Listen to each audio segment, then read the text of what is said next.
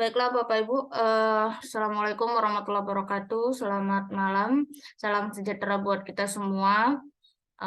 Malam ini kita kembali lagi untuk Journalism Series yang ke-18, itu membahas seputar wartawan jadi caleg gitu ya. Nah, boleh apa enggak gitu. Dan terus kalau boleh gimana, kalau nggak boleh juga bagaimana gitu. Dan ini juga merujuk kepada aturan Dewan Pers, itu bentuknya pengumuman atau siaran pers gitu ya. Nah, agar pers kita ini independen, jadi ada pengumuman. Nah, itu dikeluarkan setiap tahunnya, setiap 5 tahun sekali gitu ya, untuk pemilu gitu. Yang terakhir itu diumumkan tahun 2018 dan yang selanjutnya yang kemarin itu tahun 2022 terakhir setiap Desember biasanya gitu dan akan menuju apa namanya itu kontestasi politik 2024 nanti gitu ya.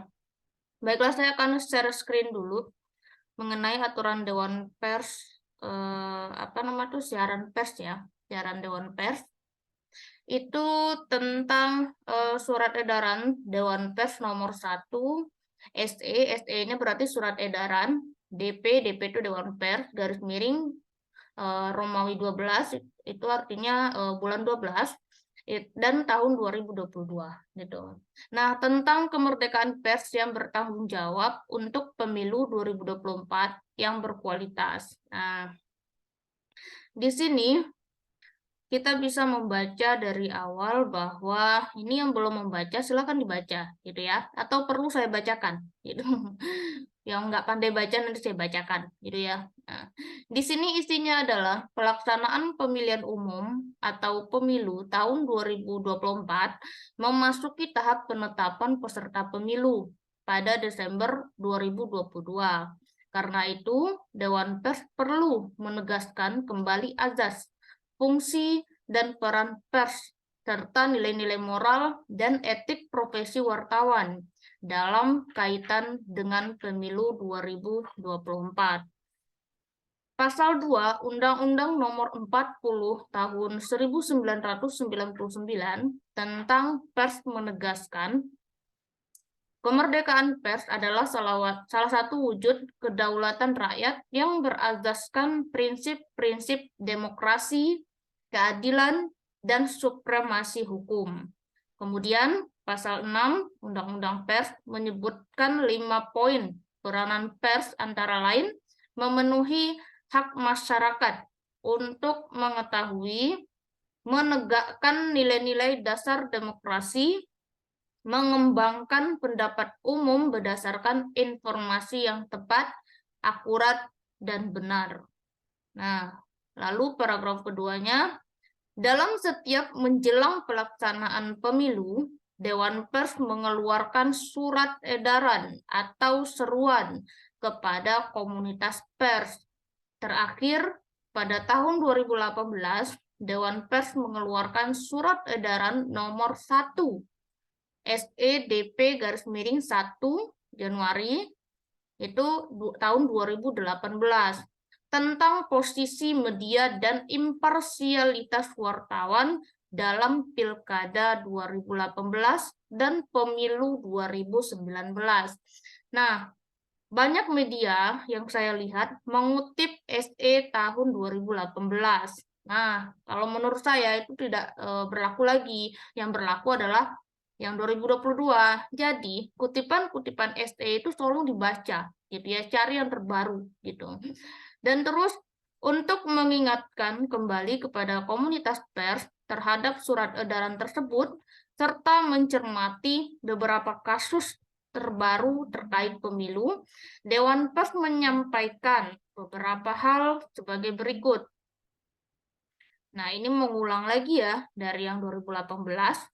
Nah, yang pertama, pers nasional memainkan peran sangat penting dalam kesuksesan pelaksanaan pemilu yang bebas, rahasia, jujur, dan adil. Nah, maksudnya di sini adalah kita sebagai media itu adalah tonggaknya atau kunci penting untuk masyarakat agar masyarakat tahu gitu, sudah sampai manakah pemilu diadakan, sudah sampai manakah suara yang masuk, sudah sampai manakah demokrasi terlaksana, sudah sampai manakah kontrol sosial terlaksana ketika pemilu diadakan.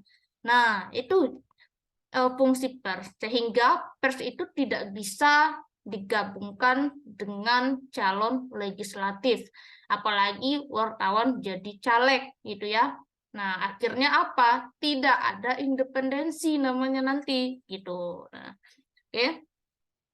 Peran pers tersebut peran tersebut semakin relevan mengingat penyebaran hoax yang masih masif melalui media sosial dapat menimbulkan masalah serius dalam pelaksanaan pemilu. Kehadiran informasi berkualitas tentang pemilu yang disuguhkan oleh pers nasional dapat menjadi pendidikan tentang pemilu bagi publik sekaligus mereduksi efek negatif hoax. Peran yang demikian besar harus disadari oleh komunitas pers nasional dalam wujud terus-menerus berupaya menjaga kemerdekaan pers dengan meningkatkan profesionalisme, menegakkan suara regulasi, dan sikap yang bertanggung jawab. Nah, jadi pers tersebut di poin nomor 1 ini adalah berfungsi sebagai pendidikan, gitu ya, sebagai pendidikan. Jadi pendidikan untuk kejujuran, gitu, untuk berita yang akurat, terus profesionalismenya, gitu. Jadi kalau ada nanti informasi-informasi yang disuguhkan tersebut ada yang hoax atau tidak jujur, itu tanggung jawab pers itu sendiri, gitu. Nah, jadi nanti kan di dalam pemilu kan banyak tuh ya caleg-caleg yang A dengan sekian visi misinya ngontrak ke media A misalkan ya, nah di share gitu ya, isinya pendidikan, jangan saling menjatuhkan gitu kan. Nah si A bayar A, B bayar B, akhirnya beradu saling menjatuhkan, itu tidak baik. Nah berikan yang positif gitu. Nah walaupun perangnya itu ada ya, tapi berikan yang positif gitu. Lalu selanjutnya, yang kedua adalah pers nasional harus menjadi wasit yang profesional dan adil. Nilai-nilai moral dan etik wartawan yang terdapat di dalam kode etik jurnalistik harus ditaati. Dalam pemilu, independensi dan keberimbangan wartawan menjadi isu utama karena masih sering dilanggar. Nah, Dewan Pers mengingatkan kembali pentingnya komunitas pers menegakkan kode etik jurnalistik sebagai jalan terbaik untuk menjaga kemerdekaan pers dan kepercayaan publik. Maksudnya di sini adalah ini berhubungan dengan kontrak gitu ya. Yang namanya kontrak itu tidak bisa dihindari. Namanya kita cari duit gitu kan. Gimana cara menghindarinya gitu.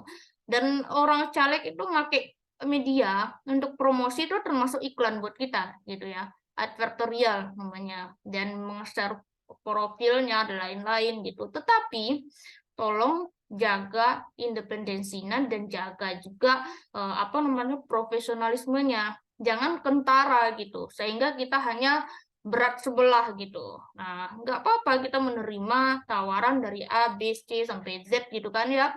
Nah itu bagus buat pembangunan dan keberlangsungan media kita, tetapi kita harus menjaga profesionalisme gitu. Jangan nanti setelah pemilu kita calegnya hancur, kita juga ikut hancur gitu. Jangan sampai begitu. Dan itu banyak terjadi. Oh, yang mendukung media A misalkan hancur semuanya gitu karena calegnya nggak menang gitu ya. Nah, jadi jangan seperti itu. Jadi kita harus tetap profesionalisme, tetap dengan kode etik jurnalistik gitu ya. Walaupun dalam pelaksanaannya itu masih banyak yang tidak baik gitu. Tapi kita akan selalu berusaha jadi baik. Mana tahu habis ini bisa menjadi bahan pertimbangan gitu ya untuk jadi lebih baik gitu. Lalu selanjutnya, Dewan Pers menghormati pilihan politik setiap wartawan sebagai bagian dari hak asasi setiap warga negara. Namun, pers nasional harus menjadi wasit yang profesional dan adil serta menegakkan kode etik jurnalistik, terutama terkait independensi dan keberimbangan. Karena itu, Dewan Pers kembali mengingatkan kepada wartawan yang menjadi calon kepala daerah, calon anggota legislatif, tim sukses partai politik, atau tim sukses pasangan calon untuk nonaktif atau mengundurkan diri secara tetap sebagai wartawan. Nah, di sini sudah dijelaskan bahwa Dewan Pers tidak melarang wartawan ikut mencalonkan dirinya sebagai anggota legislatif, baik DPR, DPD, baik RI maupun daerah, baik sebagai calon bupati, wali kota, pokoknya pemimpin daerah semuanya yang terkait jabatan publik, itu tidak ada larangan dari Dewan Pers. Nah, Dewan Pers hanya menyarankan jika ada yang maju, tolong mengundurkan diri, karena itu tidak bisa dua-dua gitu ya. Ada yang jadi pejabat publik, dia bupati, dia pula yang jadi wartawan gitu kan. Nah, itu tidak bisa gitu. Tidak bisa karena tidak akan independen. Misalkan si bupati ini korupsi, lalu dia punya media. Nah, di medianya itu nggak ada berita korupsinya dia loh gitu. Cuma media lain ada gitu. Nah, itu akan terjadi konflik-konflik di pers nasional itu sendiri itu yang perlu dihindari. Makanya sebaiknya mengundurkan diri. Apalagi yang ikut tim sukses.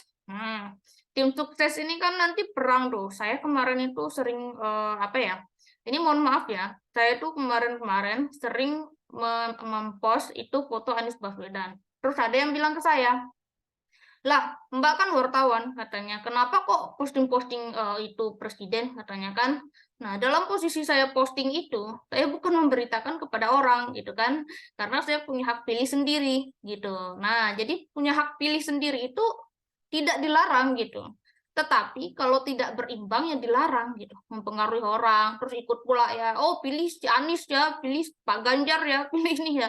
Itu namanya ikut tim sukses namanya gitu. Nah, jadi saya kalau di media saya nggak ada beritain Anies Baswedan, ada kebanyakan Ganjar gitu kan, terus ada AHY misalkan ya dari Demokrat, ada PKS juga gitu. Nah, kita berimbang, jadi tidak ada kaitannya pilihan pribadi dengan pers itu sendiri gitu, media kita. Jadi hati-hati. Kalau Bapak Ibu mau pilih kepala daerah atau presiden atau siapapun, silakan pilih.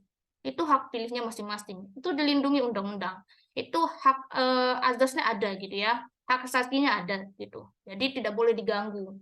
Apapun profesinya, hak pilih itu adalah hak asasi manusia gitu. Dan setiap warga negara wajib memilih kepala negaranya gitu. Nah, seperti itu. Jadi bagi yang ingin mencalonkan diri, misalkan saya mau mencalonkan diri sebagai caleg daerah A, saya harus mengundurkan diri sebagai wartawan gitu. Tidak ada lagi nama saya sebagai pimpret, nggak ada lagi nama saya sebagai wartawan, redaktur dan lain-lain. Itu harus dilepaskan semuanya gitu. Ini demi menjaga harmonisasi dari pers nasional tersebut gitu. Nah, lanjut kita ke poin nomor 4, itu pers nasional harus mendukung pelaksanaan pemilu 2024 yang bebas, rahasia, jujur, dan adil, dan ikut mentaati undang-undang tentang pemilu dan peraturan-peraturan terkait pelaksanaan pemilu yang dikeluarkan oleh penyelenggara pemilu, yaitu Komisi Pemilihan Umum atau KPU, Badan Pengawas Pemilu atau Bawaslu, dan Dewan Kehormatan Penyelenggara Pemilu. Dalam hal ini, Dewan Pers perlu menegaskan pers nasional harus ikut mentaati peraturan yang dibuat oleh penyelenggara pemilu tentang pemasangan iklan peserta pemilu yang dalam pelaksanaannya banyak bersinggungan dengan pers. Harus ada pemisahan dan pembedaan yang tegas antara produk berita dan iklan. Ini susah dibedakan. Nah, ada berita sekaligus iklan. Itu namanya advertorial. Advertorial itu kata dasarnya adalah advert dari bahasa Inggris. Advert itu adalah iklan, promosi. Nah, pengertiannya. Jadi, ada advertorial itu maksudnya adalah mempromosikan diri melalui pertama tulisan, yang kedua dalam flyer misalkan ya. Nah, biasanya kalau dalam media itu disebut pariwara gitu. Nah, seperti itu. Jadi ada produk berita. Produk berita itu adalah kita memberitakan itu mengenai kegiatannya dan lain-lain gitu kan. Dan itu bisa juga dijadikan sekaligus advertorial dalam bentuk tulisan. dan itu pun berbayar, misalkan ya. Nah, ada kontraknya gitu, kontraknya. Misalnya ada paket-paket kontraknya, ada kontraknya flyer sekaligus ini misalkan ya. Nah, itu dibayar sekian juta gitu. Itu boleh saja, tapi wartawan harus berimbang. Tidak hanya menerima dari partai A saja gitu ya. Tidak hanya menerima dari caleg A aja gitu. Dia menerima semuanya, itu namanya independen. Dan dia pun mempromosikan dan mengiklankan itu sesuai dengan etika jurnalistik atau KEJ gitu. Jadi harus ada pemisahannya, pembedaannya. Mana produk berita? Biasanya produk berita itu ada yang berbayar, ada tidak gitu. Kalau iklan tentu berbayar. Nah, memasang flyer itu bayar, misalkan ya. Nah, apalagi flyernya hampir 1 tahunan nanti di website kita gitu. Nah, itu tentu berbayar gitu. Seperti itu. Jadi harus ada gitu. Nanti bisa baca peraturan tentang pemilu yang dikeluarkan KPU, Bawaslu, KPP gitu ya, KHPP gitu ya. Jadi silakan Bapak Ibu cari bagaimana sikap media atau pers terhadap caleg, terhadap calon-calon itu ya, calon-calon kepala daerah gitu, kepala negara kan. Tahun depan kita kepala negara gitu ya. Nah, jadi selanjutnya Dewan Pers berupaya maksimal mendukung kesuksesan pelaksanaan pemilu 2024 melalui peningkatan profesionalisme wartawan dan pengawas. Dan ini dikeluarkan di Jakarta tanggal 14 Desember tahun 2022 oleh PLT Ketua Dewan Pers gitu ya. Nah, sebelum siapa almarhum Pak Azra gitu ya. Azumardi Azra ya. Ya, seperti itu ya, Bapak Ibu, tentang peraturan atau surat edaran Dewan Pers tentang pemilu gitu. Jadi, Bapak Ibu yang mau ikut jadi caleg juga boleh gitu ya. Juga boleh, silakan gitu. Silakan kalau ada yang mau bertanya dibuka aja mikrofonnya.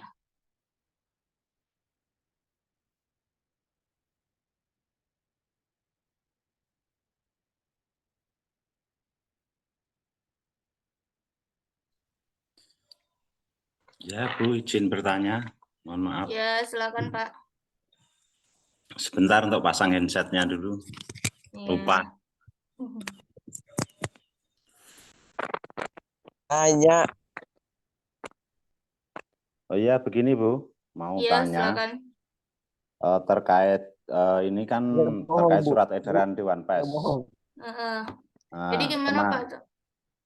Kemarin kan begini, di sini ada salah satu ketua dari komunitas atau komunitas wartawan di Jawa Timur, khususnya Ngawi. Itu ada komunitas namanya PWN, Paguyuban Wartawan Ngawi. Dan di situ seorang ketuanya itu mencalonkan diri dan beliau belum mengundurkan diri dari medianya. Apakah itu untuk sanksinya bagaimana Bu itu? Kalau sanksi Terima kasih. tertulis sih itu ada di Bawaslu sepertinya Pak ya. Tapi Ya. kalau dari Dewan Pers tidak ada disebutkan sanksinya gitu, belum ada disebutkan. Itu makanya orang itu Dewan Pers itu kurang tegas gitu ya. Kalau misalkan ngeluarin surat edaran harus ada sanksinya gitu. Biasanya sanksinya itu ada di kode etik. Biasanya kode etik jurnalistik pun tidak menyangsi dengan tegas juga gitu. Nah, hanya nanti wartawan medianya tersebut ya dibilang media tidak independen gitu. Bisa aja dilarang siar misalkan ya, atau dilarang dalam mempublikasikan gitu. Nah, ini kan kebanyakan saat ini kan caleg-caleg itu dari wartawan ya. Udah Ya, banyak betul. ya dari wartawan karena mereka punya media sendiri. Jadi mereka tuh seolah-olah bisa menang dengan media mereka sendiri katanya kan. Nah, jadi ogah juga mau ngundurin diri gitu. Gitu, ogah gitu kan. Nah, apalagi kalau saya maaf ya Pak ya, saya jawab dulu. Nah, jadi kalau saya lihat kan untuk yang Nasdem aja itu ketua partainya itu kan punya media gitu. Betul, Ya. betul. Tapi dia udah mengundurkan diri sebagai pemberian redaksi dalam keredaksian ya, tapi dalam perusahaan dia belum, dia nggak bisa karena dia emang direktur, dia pendiri gitu ya, dia yang punya gitu. Jadi itu boleh, tapi kalau dalam keredaksian Bapak Ibu sudah harus cabut dari medianya gitu. Dan itu udah harus itu nanti medianya itu nanti bisa dibilang tidak independen gitu. Ya, risikonya ya dengan sosialnya gitu. Nah, untuk sanksinya itu saya masih cari. Kemarin saya cari-cari belum ada gitu. Makanya kalau nanti ada nanti saya share gitu ya. Saya kabarin lagi gitu. Bisa kita Oke. bahas untuk selanjutnya misalkan gitu ya. Iya. Apa sanksinya gitu. Memang itu lagi Ya. saya cari gitu. Soalnya banyak banget wartawan sekarang yang itu yang jadi caleg, calon apa namanya itu kepala-kepala daerah gitu ya. Betul, betul, Termasuk betul. saya pun ditawarkan gitu ya menjadi wali kota. Pandai apa saya jadi wali kota? Bicara aja nggak pandai kan? Gitu. Seperti itu. Jadi harus mengundurkan diri ya, gitu. Oh ya, oke. Sebaiknya, gitu. Oke, terima kasih Bu. Saya kira cukup Ya, itu. Mungkin ada teman yang lain menambahi. ya silakan. Pak Juandi silakan. Ada yang mau itu? Pak Juandi. Pak Juandi Lengkong mana nih? Tadi buka mikrofon. Oh, nggak ada orangnya. Silakan selanjutnya. Pak Ivan silakan. Oke, selamat malam rekan-rekan semuanya. Salam kenal, saya Ivan dari Gresik. Di sini saya mau tanya, seorang wartawan yang jadi pengurus aktif partai itu bagaimana? Oh, itu sudah diingatkan di dalam itu ya kode etik jurnalistik. Dan itu pun di dalam undang-undang rasanya sudah deh, gitu. Nanti saya itu lagi ya, saya lihat lagi. Nah, Bapak Ibu juga lihat gitu. Ada nggak aturan di situ? Ada gitu. Jadi, untuk UKW saja, Bapak Ibu tidak boleh dari PNS, tidak boleh dari unsur partai politik, baik tim sesnya semuanya nggak boleh. Lalu tidak boleh dari polisi dan TNI, gitu, Polri. Nah, itu kalau Bapak Ibu masih ada yang PNS ikut apa UKW itu bisa di blacklist gitu. Dicabut seumur hidup gitu loh. Nggak boleh jadi wartawan. Pensiun pun nanti itu masih berstatus pensiunan PNS gitu. Tapi kadang-kadang orang kan dibolehkan kalau pensiunan PNS karena dia tidak bekerja lagi gitu. Tidak aktif ya. Maksudnya tidak aktif gitu. Nah, seperti itu. Jadi kalau masih aktif apa namanya tuh jadi pejabat publik itu kan ya. Nah, terus sekaligus pengurus wartawan, pengurus partai itu kan tidak dibenarkan karena itu tidak independen nantinya gitu. Ini kasusnya isu utama yang dibilang Dewan Pers tadi itu adalah independensi dan ketidakberimbangan dari media. Makanya tidak boleh gitu. Ada yang pengurus partai. Bahkan yang saya lihat sekarang pengurus partai itu ngebet banget bikin media. Itu udah akhir-akhir tahun ini banyak saya lihat tuh. Nyari-nyari notaris, bikin apa namanya itu akte notaris, bikin media sendiri. Padahal tahun 2024 mau nyalon katanya kan. Nah, ada yang seperti itu gitu. Nah, jadi hati-hati. Itu tidak boleh gitu kan ya, tidak dibenarkan gitu. Udah ada aturannya sebenarnya. Kalau Bapak sempat itu baca Undang-Undang Pers sama apa namanya itu KIJ. Walaupun di KIJ itu tidak dijelaskan secara detail, tapi kita bisa membaca hal-hal penjelasannya setelah itu, gitu ya. Setelah itu ada gitu. Satu Begitu, lagi, Pak. Ya, silakan, Pak. terkait advertorial. Ketika media itu apa istilahnya tadi yang dibahas ya, ada semacam kontrak advertorial itu sebenarnya diperbolehkan atau bagaimana? Kalau dalam ini di dalam perusahaan itu ada dua. Yang pertama itu ada bagian perusahaan, yang kedua ada bagian redaksi, gitu ya. Nah, pimpinan perusahaan itu ngurusin duit-duitnya. Kalau pimpinan redaksi ngurusin tulisan-tulisan yang masuk, keredaksian, misalnya berita yang masuk, gimana cara editnya dan lain. Yang tugas cari duit itu adalah yang di perusahaan. Di perusahaan itu ada nanti yang pertama pimpinan perusahaan, ada direkturnya, direktur bagian keuangan, bagian apa namanya itu, bagian personalianya, bagian iklannya, bagian itunya gitu, promosi gitu kan ya. Nah, itu sebenarnya. Jadi, untuk kontrak itu diurus oleh perusahaan dan itu dibolehkan gitu. Karena Bapak kan dari unsur perusahaan, baru ada media kan gitu. Nah, itu dibolehkan. Masukkan nanti ke dalam bagian pemasukan perusahaan gitu ya. Walaupun media kena ada juga sebagai apa namanya tuh menerima berupa gaji gitu. Nah, jadi itu boleh. Tapi saran saya tadi kan dipesankan sama Dewan Pers itu adalah jaga profesionalismenya, keberimbangannya. Nerima iklan kan boleh gitu. Kalau nggak dari iklan dari mana kita dapat duit? Nggak mungkin kita makan angin gitu ya. Gitu. Asap kita aja dibayar, asap rokok. Gitu ya. Nah, jadi gimana caranya kita mau cari makan gitu ya. Nah, jadi nggak apa-apa, Pak. Kan sekarang itu Ya, kalau saya dengar-dengar itu ya, satu caleg aja 15 juta sebulan, gitu ya, yang daerah. Apalagi provinsi, apalagi yang RI gitu ya, tingkat nasional gitu, negara. Nah, silakan nanti cari-cari gitu kan. Mana tahu dapat pemasukan sampai pemilu gitu. Tapi ya jaga independensinya, jaga pula apa namanya keberimbangan beritanya. Cukup beritain yang positif atau apa gitu ya. Dan jaga semuanya gitu. Ini kan terkait profesi kita juga. Jangan sampai Bapak yang kena juga. Calegnya nggak jadi terpilih, hancur, Bapak ikut hancur gitu. Sama-sama masuk rumah sakit jiwa nanti. Kan repot gitu kan. siap. Nah, itu hati-hati gitu ya. Nah, boleh Pak, boleh Oke, gitu. terima kasih. Ya, Terima kasih. sama-sama Pak. Silakan Pak, siapa tadi ya? Yang mau nanya tadi, Pak. Siapa tadi? Kok udah hilang Bapaknya? Pak Juandi. Ada Pak Juandi. Tadi mau nanya beliau, Pak Juandi. Mana Pak Juandi? Silakan, ada yang mau nanya lagi terkait itu tadi di kolom chat ada ya?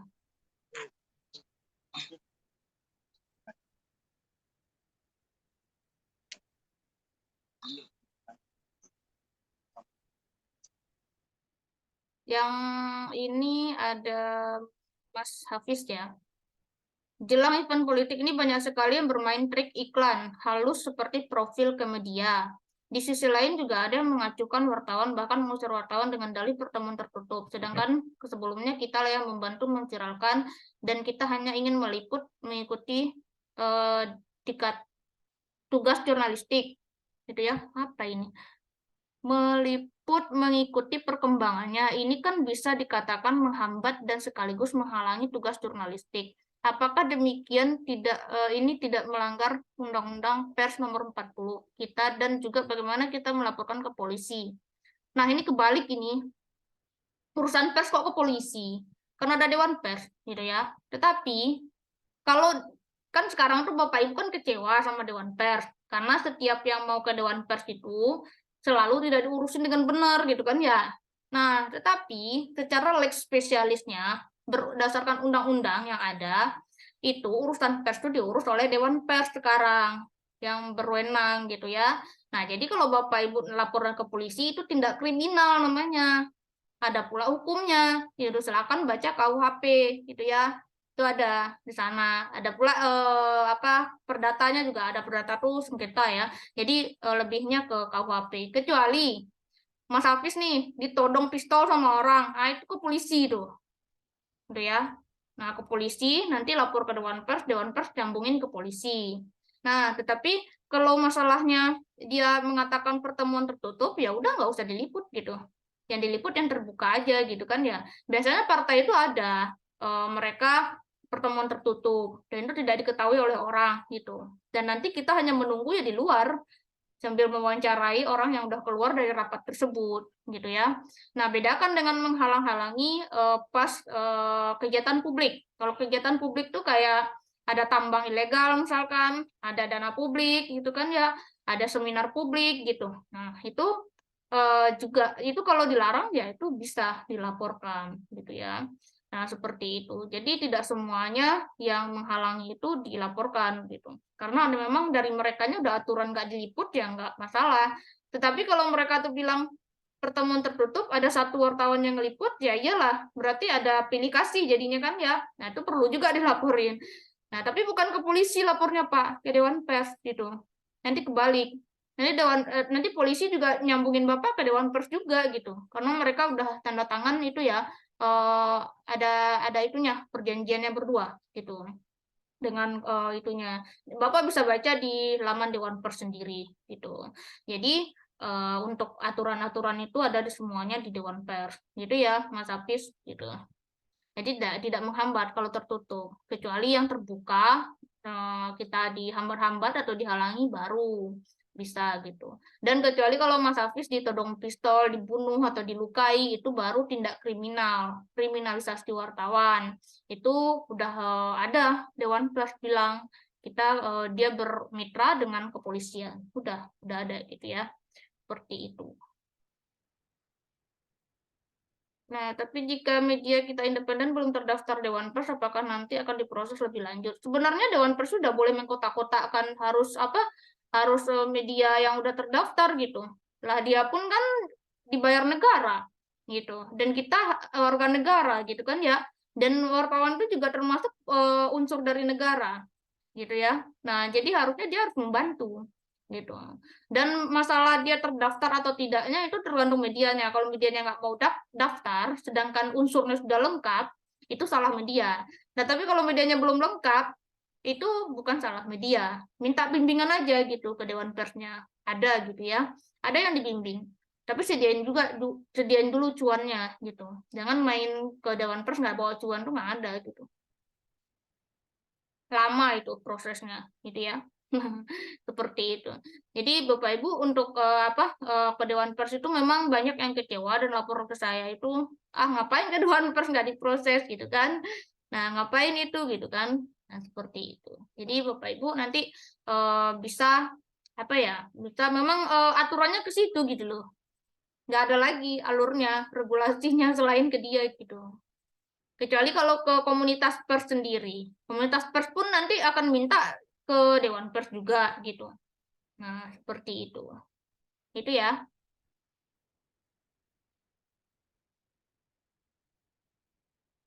Silakan kalau ada yang mau menanggapi.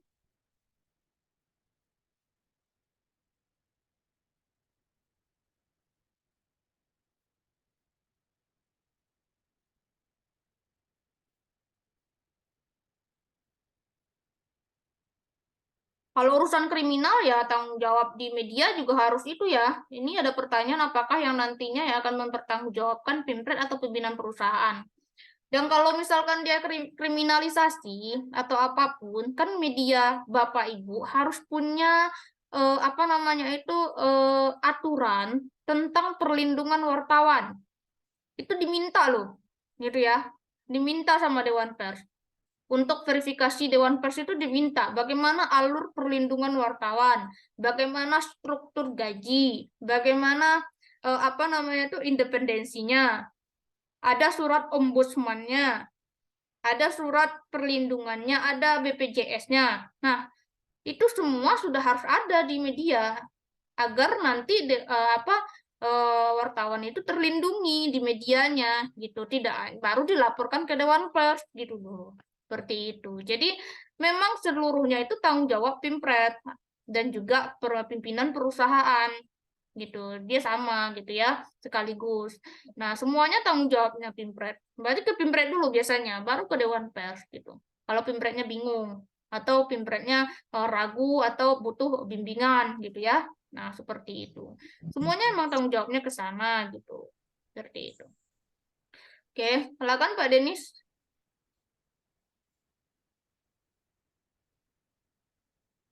Pak Denis Immanuel. Mana suaranya ini? Bu. Ya, Halo. silakan. Ya. Ada suaranya, Bu? Ada, silakan. Ya.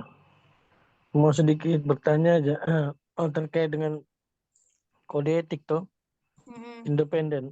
Kalau yang bagaimana kalau yang ngepost di wali kota, Polda, Polres itu bagaimana itu? Jadi ngepostnya tujuannya apa gitu? Nah, banyak yang terjadi kan keberimbangannya tidak ada. Ya karena kan maksudnya itu kan mereka itu kan dibayar sama yang sana, jadi keberimbangannya nggak ada kan gitu. Nah jadi Bukan suatu tergantung pelanggaran itu. kode etik gitu? Ya kalau memang tujuannya meras-meras wali kota mah iya gitu ya. Kalau udah ada kontraknya ya enggak gitu. Tergantung kontraknya gitu ya. Nah, jadi kalau dia cuma berdasarkan kontrak itu terus dia itu nanti nongkrong di situ buat nyariin berita tentang wali kota mah itu nggak kena, nggak apa-apa. Cuma kalau dia meras kayak wartawan bodrek tahu kan? Bikin sakit kepala gitu, dikasih bodrek tetap sakit kepala gitu kan. Nah jadi itu juga bahaya, itu juga melanggar, itu yang namanya melanggar kode etik gitu ya, seperti itu. Soalnya orang yang memaksa-maksa itu tidak dibenarkan gitu. Ada itu pembahasan. Kemarin kita belum selesai ya membahas kode etik jurnalistik gitu. Jadi baru sampai pasal 5 gitu. Sedangkan ada 11 pasal. Nanti kita Ada selang-seling 11. ya. Banyak ini kupas Iya. itu. Iya, nanti kita diskusikan gitu ya. Ada nanti. Yang nanya-nanyain absensi baru masuk kok nanyain absensi gitu ya. Nah, sabar ya. Bentar lagi di-stir itu sama adminnya. Oke. Marahin aja Bu, marahin. Nggak mau ah saya. Nanti Pak Sandy nangis kalau dimarahin. Kemarin saya marahin tuh. Kabur Pak Sandy. Mau dimarahin Bu.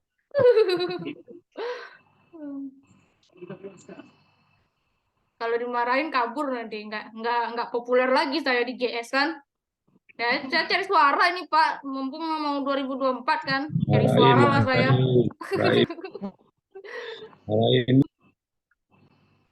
Cari suara lah saya, kayak yang lain kan. Dari suara ya, suara Jawa Tengah. Iya, suara Jawa Tengah. Sumatera Barat Bu. Lah saya tuh disuruh kemarin ke Sumatera Barat, jadi wali kota Bukit Tinggi, nggak mau saya. Saya Ngapain dukung gitu Bu, kan? saya dukung. Pokoknya saya dukung, Nggak tenang aja. mau saya. Saya jadi tim suksesnya. Ya harus mundur Bukit Tinggi, bareng-bareng ya. kita nanti dari media. Jadi wali kota Bukit Tinggi aja Bu. Saya tim suksesnya nanti. Nggak mau. Jadi Gubernur Madura Raya saja Bu. Oke. Nanti kalau Nggak terkenal Bukit saya terlalu kalau di Madura. kuat nih, bukit itu. Hmm. Kalau di Bukit Tinggi terkenal Bu. Kalau Bukit Tinggi juga enggak. Saya tuh Ya. pulangnya sekali setahun. Mana pula orang kenal sama saya kan? Emang Ibu orang Bukit Tinggi? Iya. Nah, saya orang Bukit Tinggi Bu. Oh iya. Kenapa nggak makan sanjay? Hah? Kenapa nggak makan sanjay? Oh, ada bosan lah Bu makan sanjay Bu. Mau dikirimin ke Solo. Boleh. Di Bukit Tinggi, Sumatera Barat khususnya Bu, media online ini hampir lebih kurang 100. Nggak Iya. ada di Bukit Tinggi tuh apa ya? Sumatera Barat tuh media online-nya lemah gitu. Bukan lemah Bu, mereka kurang link dan koneksi untuk ke nasional, ke pusat. Jadi mereka hanya seputaran lingkupnya Sumatera Barat. Iya, karena Gitu. memang budayanya mau begitu, Pak. Iya, Budaya di Sumatera Barat itu kan tulennya begitu. karakternya memang mereka di Karakternya ruang memang gitu. lingkupnya. Nah, jadi kemarin saya baru ketemu dengan forum forum wartawan independen lah ya kan, FPII itu ya kan. Iya. Nah, ketuanya kan kemarin ya sharing lah tentang ini. Makanya kata mereka, wah ini bagus juga ya, contohnya salah satu ya kemitraan kata Ibu tadi itu ya kan. Jadi kalau di Sumatera Barat itu portal media ini dari dinas-dinas terkait itu kalau misalnya jadi kemitraan nanti Bu, per berita cuma 20.000 Bu. Iya, memang segitu. Mereka itu harus, bahkan untuk kemitraan aja itu harus verifikasi Dewan Pers, gitu kan ya. Nah, itu ribet. Masa iya orang Sumatera Barat masih jauh-jauh transportasinya dikasih 20.000, bensin aja nggak Iya. cukup. Sementara gitu jarak untuk meliput berita itu dari satu titik daerah ke daerah ataupun wilayah itu ya lumayan. Masih jauh gitu. Sumatera tuh masih Ya, lumayan. jauh-jauh Jadi dia. nggak akhirnya ya sistemnya copy paste Bu. Iya. Jadi sistemnya copy paste. Jadi satu hari satu portal media itu bisa ngerilis berita itu bisa sampai 20. Iya, karena kan tinggal liatin yang aslinya aja. Iya, tinggal sharing aja misalnya dari portal media ini satu, ya udah dibagi ke portal media, nanti yang ini bagi-bagi. Jadi ya intinya mereka ngejar targetnya itu tadi, ya minimal sehari dapat 20 rilis ya berarti 200 katanya itu. Ngapain jauh-jauh ke sana sini kan. Makanya. Jadi sangat disayangin Bu, itulah salah satunya. Harusnya mereka tuh nggak pakai sistem kopas ya, harus ditulis ulang gitu. Nggak apa-apa sumbernya satu gitu kan ya, tapi harus Ya. ditulis ulang biar nanti Ya, mereka media online-nya ada tuh nggak terdeteksi sampah sama Google gitu. ya Kompas itu memang sampah loh sama Google. memang mereka Hmm. ada beberapa redaksi itu yang dirubah ataupun yang ditukar bahasanya gitu. Jadi nggak murni pure Kompas Iya. gitu, Bu. Kalau Nggak pure apa-apa Kompas kalau gitu. itu ibaratnya kan gimana ya? Sama kayak kita apa ya, baca buku. Ibaratnya ya ini cuman isinya sama nih, judulnya doang tukar-tukar katanya gitu ya kan. Jadi kalau judul cuma ditukar dan isinya nggak ditukar tuh repot. Nah, tapi kan Ya, kalau ditulis jadi ulang mah bagus. Soalnya kan nanti website kita tuh nggak bisa di-exchange kan, gitu. Nggak bisa ya, ngasilin duit, sampah dia jadinya. Kalau ya misalkan ibaratnya apa namanya ada yang copy paste tulen itu ya bulat-bulat bulan di ya. copy paste itu. Iya. Jadi itu sampah banget tuh di medianya beneran. Tapi Nggak saya salut, bakalan Bu. naik pembacanya. Gitu. Salut dengan pola walaupun Kompas begitu, tapi mereka untuk menulis narasi dan redaksi itu mereka memang bagus untuk merubahnya. Terus seminggu kemarin saya kan sering tuh intern ketemu kan. Ada beberapa media portal media itu yang baru umur 1 tahun itu viewernya udah sampai 100.000 lebih. Gitu, bagus, salut saya. Karena berarti kan mereka paham. Jadi kalau ngarepin dari instansi atau dari mana gitu ya kan, nggak mungkin. Jadi mereka ngarepin dari Google AdSense-nya gitu kan, dari Iya, viewernya. Gitu. Nah, akhirnya makanya. ini salah satu ya walaupun ya mereka karakternya lingkupnya hanya lokal gitu kan, tapi punya kreatif gitu, dalam arti ya yang penting kita menulis katanya gitu, walaupun copy paste tapi ya ngejarnya Google AdSense-nya itu ya kan. Jadi Sekarang contoh makanya kualitas berita sekarang tuh berkurang. Apalagi masalah judul yang terlalu panjang. Terus kadang baca judul aja orang udah tahu isi beritanya gitu kan ya. Terus ya, yang ditulis kadang ada yang beda isi sama judulnya, tapi menang ya nggak diklik nyambung, gitu. nggak Kliknya nyambung. udah ya udah gitu kan. Udah Betul diklik ya betul. udah gitu. Akhirnya Judulnya Dan itu yang membuat penasaran. bener gitu. Dan saat Judulnya kemarin itu yang membuat enak. iya betul Pak. Saya kemarin tuh ya pernah ngeklik langganan dengan Jogja itu, Suara Jogja apa ya, Suara Jogja kalau nggak salah. Dan itu dia kan sering nge-share tuh cek fakta kan ya. Kadang yang namanya kita yang kepo ini kan keklik juga cek fakta, ternyata nggak bener, gitu kan ya ada isinya gitu ya, kan. Ya menurutnya judulnya sama itu nggak bener gitu. Tapi kalau dia mempost itu ya luar biasa gitu, beneran luar biasa gitu kan. Nah cek fakta itu kalau pembohongan sebenarnya gitu. betul. Pembohongan. Jadi Pembohongan publik. ya jadi kalau menurut saya sih nggak usah gitu kan ya, nggak usah gitu. Kalau mau yang menjadi media profesional memang sih agak lama gitu ya. Cuma ya Betul. gitu lebih bagus berkualitas jadinya gitu. Nah, jadi Jadi ada pula sekarang tuh Tempo aja kan sekarang itu apa namanya menerapkan kalau beritanya umum atau hiburan atau apa baru panjang. Tapi kalau berita khusus dia jarang panjang-panjang.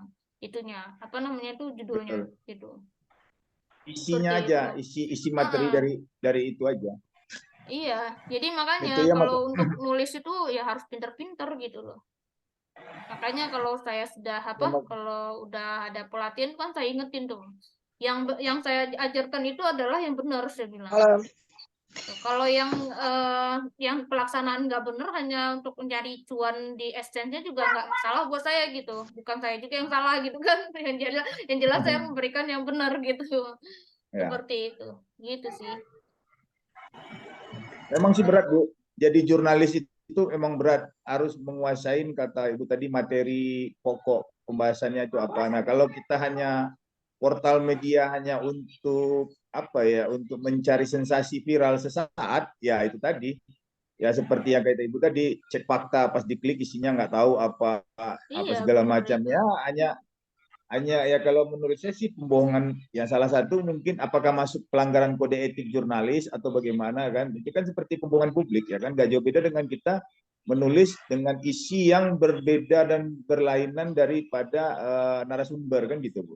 Iya, itu kan termasuk pelanggaran kode etik jurnalistik biasanya karena tidak Ya. menyebarkan berita yang akurat. Tetapi kan Betul. mereka sebenarnya memberitahu bahwa berita itu bohong Nah, tapi metodenya cek fakta. Dulu cek fakta itu kalau nggak salah ada di fifa.co.id FIFA kalau betul, nggak Bu. salah.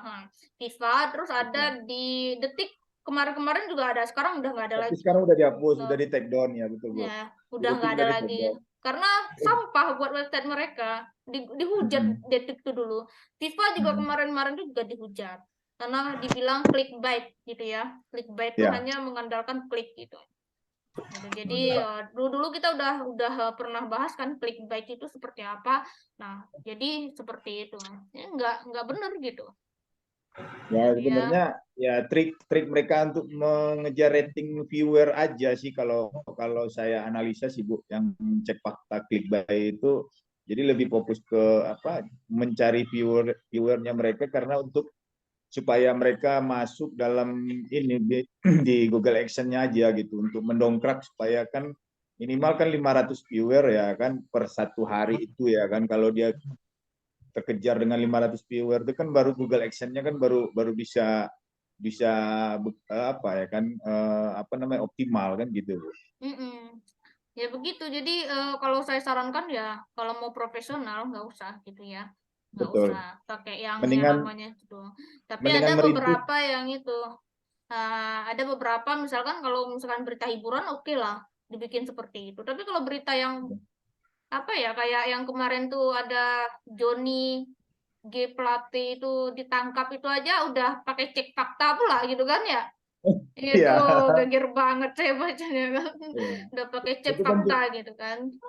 Nah, ngejar. terus tadi terakhir saya baca beritanya itu, saya baca judulnya doang ya, yang di notifikasi saya itu cek faktanya itu adalah si Putri Chandrawati itu dihamili sama Puan Ma'ruf katanya kan. Puan Nah, Maharani itu ya. cek fakta pula gitu kan ya. Udah tahu saya itu bohong itu gitu bilang kan. Entah kapan-kapan beritanya nggak ada yang benar gitu.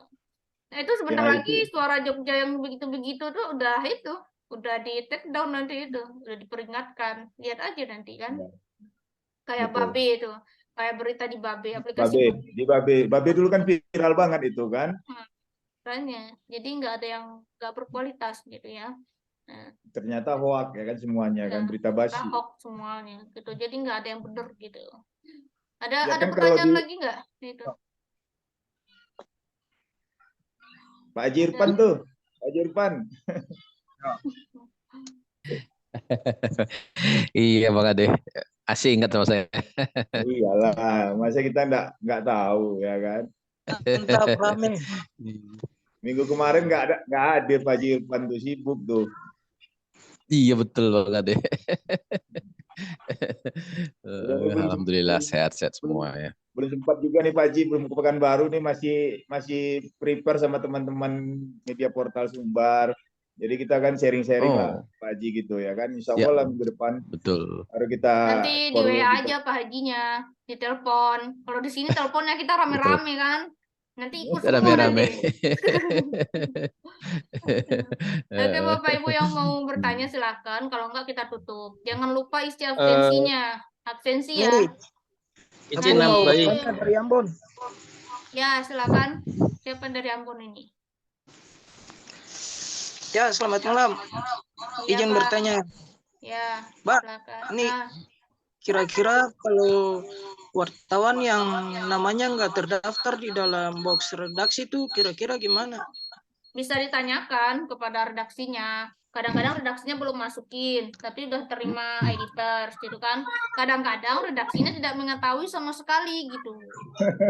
Nggak mengetahui sama sekali gimana? Karena kan bisa ID pers tuh diedit gitu kan ya. Nah, filenya yang itunya bisa diedit gitu. Nah, kalau saya kan punya datanya ya, administrasi saya lengkap itu. Data wartawan masuk semua ada gitu. Jadi kadang-kadang ada yang belum saya masukin, itu bisa dikonfirmasi ke saya gitu. Kalau wartawan saya gitu ya. Kira-kira status wartawannya sah nggak? Ya tergantung Pak. Kalau misalkan Bapak udah tanya ke itu ya, ke redaksinya, ternyata ada di data redaksinya. Berarti wartawan itu sah. Cuma belum dimasukin gitu. Tetapi kalau misalkan redaksinya nggak tahu siapa tuh orang gitu kan, terus nggak ada pula di box redaksi tiba-tiba ada ID persnya, itu udah tidak sah gitu. Itu aja caranya. Gitu. Soalnya terima sekarang kasih. kan ya sekarang kan banyak pimpret nih yang sibuk jadi lupa gitu. Bagian administrasinya juga kadang lupa gitu kan. Nah, mending kita tanya dulu gitu. Siapa sih redaksinya? Dan tanya aja ke dia. Kalau mau nggak ada namamu ya silakan gitu mundur dulu gitu. Bilang sama redaksinya masukin namanya gitu. Bilang ke orangnya, ke wartawan itu. Bilangnya jangan itu ya jangan keras-keras pula gitu. Bilang aja gitu kan. Nanti kalau berontak pula jadi berantem gitu. Terus itu kan mengenai banyak wartawan yang memajukan diri untuk menjadi caleg itu kira-kira, tapi status mereka sebagai wartawan belum dinonaktifkan, itu kira-kira tidak ada tindakan tegas dari Dewan Pers. Oh, tadi kan saya udah jelaskan. Bapak baru masuk ya? Iya. Nah, tadi saya jelaskan belum ada sanksinya gitu ya. Dewan Pers belum mengeluarkan sanksinya apa gitu. Saya belum baca juga gitu ya. Cuma dia katanya melanggar kode etik jurnalistik aja gitu tentang independensi dan keberimbangan. Nah, sanksi dari pelanggaran itu pun belum ada yang tegas gitu. Nanti kalau ada saya share gitu ya. Mana tahu kita bisa Siap. ketemu minggu depan, 2 atau 2 minggu lagi bahas ini gitu. Saya cari dulu itunya, aturannya biar Siap. tahu kita semua gitu ya. Nah, Bapak Ibu jangan lupa isi absensinya. Nanti kalau nggak isi absensi itu lama saya ngirim sertifikatnya, kadang ketiban aja chatnya gitu. Ada aja yang nanya kan, hilang chat lah tadinya gitu. Terus saya scroll lagi udah besoknya gitu kan. Nah jadi jangan lupa isi absensinya, di screenshot ini lalu diisi absensinya. Jadi Bapak Ibu nanti bisa langsung dikirim besoknya gitu ya. Nah, seperti itu. Oke, Bapak Ibu, nggak ada yang mau tanya lagi? Kita selesaikan. Ya, yang ikut latihan sama saya kemarin, yang belum dapat sertifikat, nanti saya kirimkan. Karena tadi saya masih ngurusin terkait itu ya, anggaran perubahan, gitu ya. Jadi kita harus ngajuin lagi katanya. Ya udah, saya urusin dulu gitu kan. Sebenarnya udah selesai, jadi belum saya kirim, gitu ya. Absensinya tidak tampil. Di sini tampil kok, di sana nggak tahu kenapa nggak tampil ya. Gitu. Nah, kalau misalkan nggak tampil tuh jaringan internetnya kali itu. Gitu ya. Atau bisa manjat pohon dulu juga nggak apa-apa gitu. Nah, oke Bapak Ibu, nanti WA aja admin minta absensinya, nanti kirim itu ya, kirim fotonya gitu. Foto yang screenshot gitu ya. Tadi di absensi itu ada tambahan saran tema ya. Saran apa sih yang mau kita bahas selanjutnya? Silakan diisi gitu ya. Nanti bisa kita selang-seling dengan kode etik jurnalistik gitu untuk untuk pembahasan lebih lanjut gitu. Saya Sudah sudah mau diselesaikan? Silakan Pak kalau mau keluar, udah selesai kok gitu ya. Nah, terus untuk untuk apa tadi ya? Saya dikejutkan tadi lupa saya. Nah, untuk selanjutnya nanti kita ketemu minggu depan gitu. Dan yang mau latihan juga silakan gitu ya. Yang mau latihan silakan. Yang nggak latihan juga nggak apa-apa gitu. Nah, silakan aja gitu. Silakan. Jadi Bapak Ibu mungkin sampai di sini ya pertemuan kita. Jangan lupa isi absensinya. Tinggal diklik gitu ya. Tinggal diklik. Pak Safrizal Den baru masuk ya. Kita udah bahas kode etik sampai pasal 5. Gitu. Tapi undang-undang ITE belum. Kita masih pelan-pelan bahasnya gitu ya. Nanti bisa diskusi gitu. Nah, di sini saya sengaja tidak mengundang orang dari luar. Kenapa saya yang jelaskan? Karena saya mau menjelaskan secara regulasi aja gitu. Nanti mungkin ke depannya sekali berapa atau per 20 pertemuan atau per 25 pertemuan kita undang orang dari luar. Gitu, sesekali biar untuk refresh gitu ya. Nah, jadi sekarang memang program dari MZK ini memang khusus gitu ya, buat journalism series itu memang dari internal MZK sendiri. Nanti ada kan yang kemarin minta undang yang lain dong Bu, itu namanya publik. Itu ada lagi webinarnya sebenarnya, cuma kita belum mengelola gitu ya. Dulu ada kita kelola, sayangnya tim kita kurang, jadi banyak yang nggak aktif gitu. Jadi banyak yang nggak aktif. Oke, nanti isi absensinya, tulis di situ ya, isi absensinya. Bukan di chat Zoom ya, tapi di absensinya. klik link absennya, isi namanya, isi WA-nya dari instansi mana atau media mana, lalu kirimkan foto screenshot-nya dan isi temanya apa gitu ya. Nanti kita bisa pilih atau kita gilirkan gitu. Baik Bapak Ibu, sampai di sini ya. Yang minggu kemarin Bu, sekalian ya Bu ya dikirimin Ya Bu. nanti besok pagi sekalian deh Pak gitu. Kemarin tuh ketiban terus itu sama Pak Slamet juga. Iya. Berdua Bapak Nu, oh kok Iya. belum dikirim ya, saya bilang kan ya udah deh gitu. Nanti saya Mbak kirim. Ada Marta, kok. izin nambah sedikit. Ya silakan. Kebetulan ini saya hanya minta doa dari teman-teman. Kebetulan ada rekan wartawan yang mendapatkan intimidasi dari oknum TNI, ngakunya TNI, sampai ditodong pakai senjata di kepalanya. Ini posisi saya masih mengantarkan rekan-rekan di Pomal, jadi posisi di Pomal Surabaya. Semoga di kemudian hari ada pembahasan terkait terhadap perlindungan wartawan. Karena seringnya ketika kita melaporkan dengan undang-undang pers tentang perlindungan wartawan, menghalang-halangi tugas wartawan, itu malah tidak dipakai. Jadi ya kepada rekan-rekan yang ada di grup ini, semoga sehat selalu, tetap hati-hati dalam bekerja peliputan di lapangan. Semoga yang ditodong itu di wilayah mana itu Pak? Itu tidak terjadi di rekan-rekan sekalian. Kenapa? Yang ditodong itu di wilayah mana itu Pak? Di wilayah Krian Sidoarjo sudah ada 150 media yang menaikkan berita tersebut. Di-share beritanya Om. Ya, share linknya itu ya. Nanti di nomor Bapak ada di grup kan ya. Nah Pak Ipan nanti cari aja nomor Pak Ipan di grup. Pak Eso juga ada di grup itu.